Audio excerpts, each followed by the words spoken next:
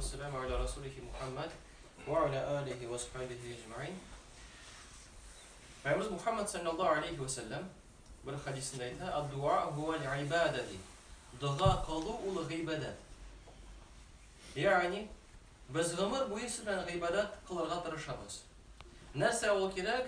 Allah subhanahu wa ta'ala'nın rizalыгын табыр өчен һәм Allah subhanahu wa ta'ala мәрхәмәтлеге аркылы, рахимлеге аркылы җәннәткә керер өчен. Һәм менә шул хадистә безгә җәннәткә керүгә Пәйгамбер Мухаммад саллаллаху алейхи ва саллям юл ача. Ад-дуа хуа ибада. Кабул булды микән дуа, кабул булмады микән, барыбер дуа кылу гыйбадат. Менә кулыңны күтәрдең, Аллаһдан сорыйсың. Кул күтәрмәсәң дә Аллаһдан сорасаң да, ул да дуа булып тора. Һәм шул дуа кылу өчен без инде әҗр җыябыз. Allah бирсә дә без теләгәнне, Allah бирмәсә дә. Allah subhanahu wa ta'ala Kur'an-ı Kerim'de aytır: "Ve kâle rabbukum ud'ûni astajib lekum." Rabbiniz aytdı. Mena dua kılınız. Min cevap verirmin di. Hem Allah subhanahu wa ta'ala özü de Peygamber Muhammed sallallahu aleyhi ve sellem tugul. Duanı gıybadet dip atı.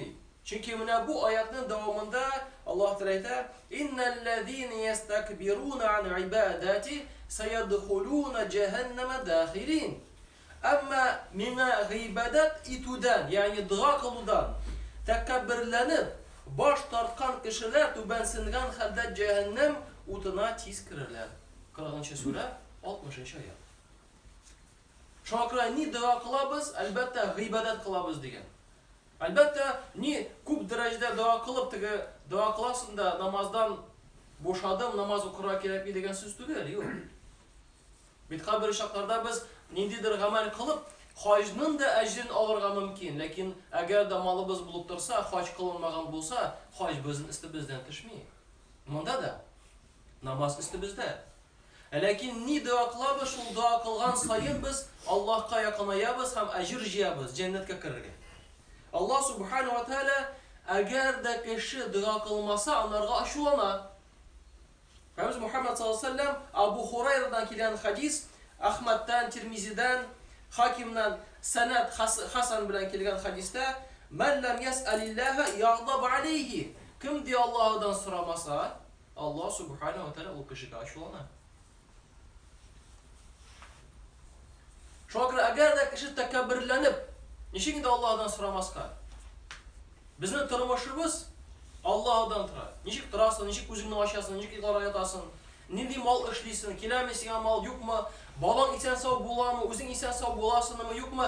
Bütünesi Allah'dan tura. Sonra niçin Allah'a dua kılmazka, niçin Allah'dan soramazka biz dilegenini. Hem şu uçaklar şulardan anlap kişi tekebbürlenip dua kılmasa, elbette oranın cehennem bular. Bu bir yalgan bular şekil. Çünkü o tekebbürlenip ayta bu miya kerekmi, niçin de kerekmi ol sana. Sen bit muhtaç Allah'a. Hem kimde birazdan tekebbürlük bulsa, elbette biz biliriz o cehennemde kirer. Allah subhanahu wa ta'ala dua kılını din dip atadı. Kur'an-ı Kerim'de huvel hayyu la ilahe illahu. Ul Allah tirik ve onlardan başka ilahi yok. Fad'uhu muhlisina lehu'd-din. Dinni, duanı yani siz tartıp kana ana müracaat etiniz. 40. sure 65. ayet.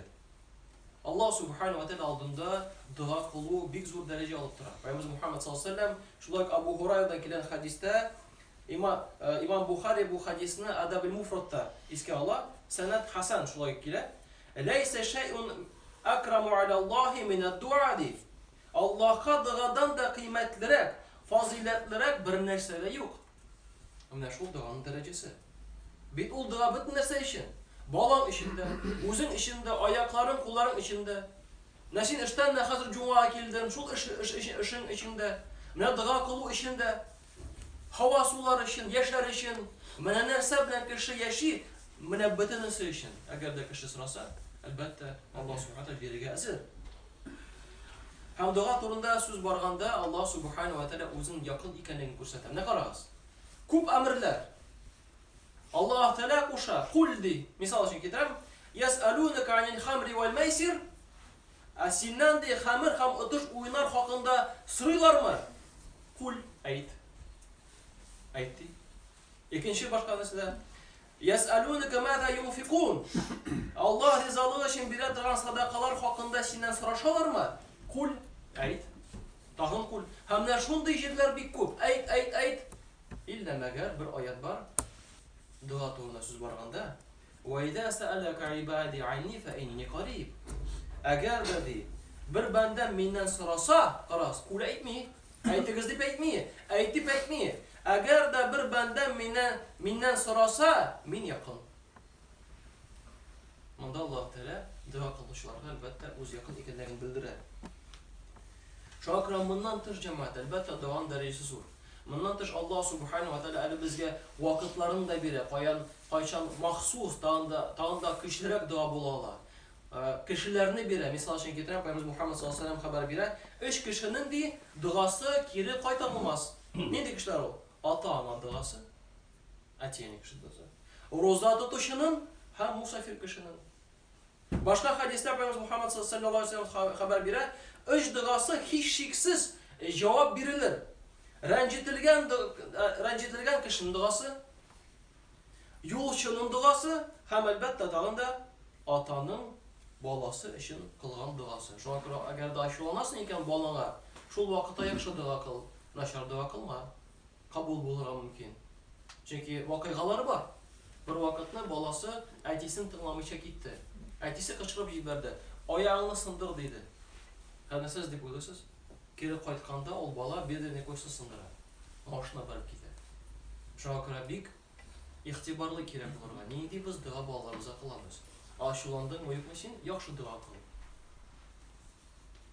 Peygamberimiz Muhammed sallallahu aleyhi ve sellem şulay bize haber bire. Qaysıgına Müslüman, ikinci Müslüman işi özü bulmaganda dua kılsa, ferişte sina da şul dua bulsun deyip eyter. Eğer de şu an nersede özümüzü getiriybiz, başka kişinin dua kılıyık. Yanımızda bulan ferişte sina da şul bulsun deyip eyter. Bir galim şunday sözler matur eyter. Allah Subhanahu ve Teala ağırlıkta, çünkü ağırlıkta, ağır bulan şaklarda dağın da kabul olurga kişi zoraya. Allah Teala ağırlıkta kalgan bendesinin duasını kabul etini öz üstüne aldı diye. Bunun sebebi şundadır. Kişinin başka şarası bulmaganda ihlaslığı arta, hem o özünün ümitlerin başka zatlardan kise. Nem de öyle karaz ele. Başka zatlardan kise. Biz bir daimi ravuşta başka zatlar bilen özümüzün ümitlerimizni beylerge tiyiş tugilbez. Daimi ravuşta Allah'a da tevekkülere tiyiş hem de öyle karaz. Hazır biz bunu bu kişi buluşa deyip uyluyuz. Tege mıda tege kişi buluşa deyip uyluyuz. Hem biz bunlara ümitlenemiz o kişilerge. Abid buldura mı yok mu o Allah'dandır. Biz irensek idik bütünley bizim ümitimizni Allah bilenigine beylerge.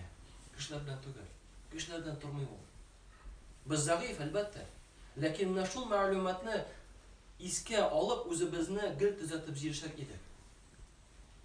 Çünkü eğer de bütün ümitlerimizni Allah bilenle tutaştırsak, dualar Allah birse kabul bulacak. İhlaslıkның Allah karşında tutkan urunu zor. Çünkü şu vakitte ihlaslığı zor ya. Eğer de sen bir kimge ümitlenmeysin, Allah'a da ümitlenesin, elbette sen ihlaslığı zor ya. Eğer şey o kişi imansız ya ki Müslüman, hayırlı ya ki bozuk bulsa da, hem başka şıklarda cemaat, canlar barğan vakitte da kabul bulunun kişi zor ya. Azan bilen kıyamet arasında köp şartlarda şileşip oturabız. Azan ayetler mi? Dua kılsın. Gafur sıra, maşına sıra, ahiret, cennet sıra dese, teliysin şunu sıra. Namazdansın, dua kıl Allah'dan sıra. Tüngü namazlarda, hem de şunday vakitlerinde Allah Teala bizge bildi. Şakra cemaat, ahirde bir ayetini isketişesim kiler. Allah Subhanahu ve Teala Kur'an-ı Kerim'de deydi. Euzu billahi mineşşeytanirracim. Kul ma yaghba'u bikum rabbi lawla du'aukum. Dualarınız bulmasa Allah sizge ihtibar da vermez idi. 25. sura 77. ayet. Subhaneke Allahumma bihamdik la ilahe illa ent vallahu semi'ud du'a.